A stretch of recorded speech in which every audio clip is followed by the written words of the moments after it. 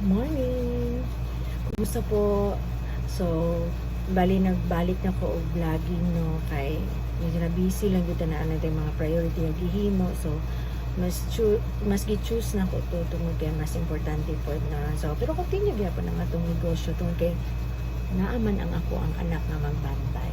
So, graduate naman ang akong anak. So, siya na ang pwede magbantay dire tapos na po siya iyahang negosyo. So, wala ko pwede siya mag-take over sa tindahan. Pero all the pamalingki, ang mag-cash cow, mag-monitor sa cash flow, ako agya. Natin mga other source of business na ginaasikaso mo na nga nawala dito sa area. So karon ako man ang nakabantay for days, ano na siguro mga 2 hours lang kay naman ang ako ang anak. So ako lang i-share sa inyo ha, kung sa itong akong gidagdag this year, 2025, na pwede na akong makadagdag sa akong halin.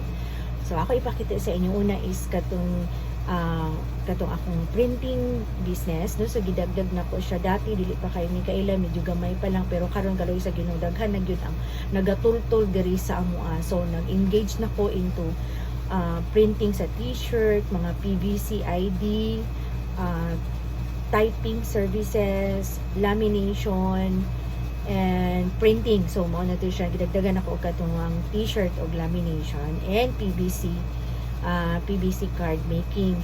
Tapos, nagdagdag po ko sa wholesale og kanang sugar. So, nagpalit ko sina ko nga sugar, ginaripak na ako. So, pag-abot diri na pud mi ginagmay lang, hinahinay pa nga nagakuha gid diri og kinilo. So, pag-abot na siya kilo, so naka-wholesale na siya. So, mas dako imuhang maginansya tungod kay mas barato pag sinako ang imong paliton sa asukar. And at the same time, nagsugod na pud mi sa itlog, tapos coming na tong among additional line ang meat shop. So, kato lang sa kung i-orient sa inyo ang akong additional line of business.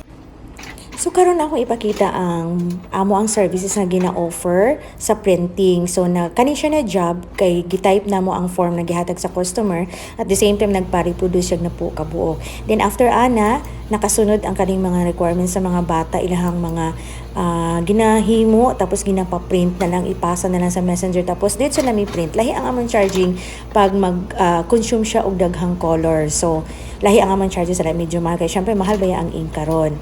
So, diri gina na ilhan na gyud mi maski kinsa na nagaanhin, nagapa-photocopy, mga estudyante, mga negosyante nagaanhin na diri. Kaloy sa Ginoo na ilhan na pud ang ato tindahan nga naami mga services na ingon ani. Tapos nagdagdag pud ta og mga pagkaon sa iring og iro.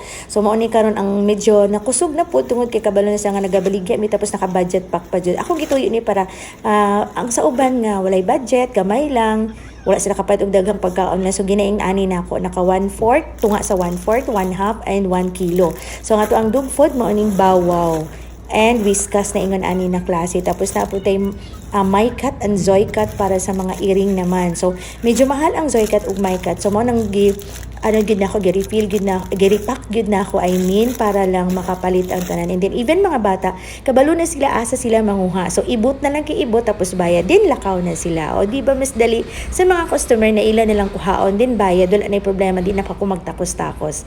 So ako siyang gibutang sa box tungod kay para maprotektahan siya sa mga mamang, kay daghang yung mamang ginamamang gid siya. So kabalo na sila, naraman sa atubangan. And nahurot na po ang akong whiskas nga katong junior para sa earring. Naapo kay mga hikot sa mga iro og earring. At the same time, mga shampoos and mga bar soap para sa mga alaga. So, wala akong gidagdagan kay na ilhan naman. And syempre, ang sugar na naga-wholesale na ko. And kana na lang ang nabilin. And good news kay January lang ko nagsugod ani, pero ani lang ang nabilin. So, magpalit na po dagsin ako para i-refill, i-repack, I mean, ang ato ang mga sugar para sa wholesaling na to. So, dagdag kita na po. Okay? So, mauna siya ang ato ang additional for this year. And of course, ang delivery karon sa beer, no, sa Red Horse at saka Grande nga ni total siya og 5,700. And syempre ang ato ang mga karne nga gidagdag. So giobserbahan pa lang nato kay nagapaad pa ta sa atong additional line sa ato ang business permit. So obserbahan nato kung pwede ba. So mao na siya ang dagdag sa among negosyo for this year 2025. Kadto lang. Thank you.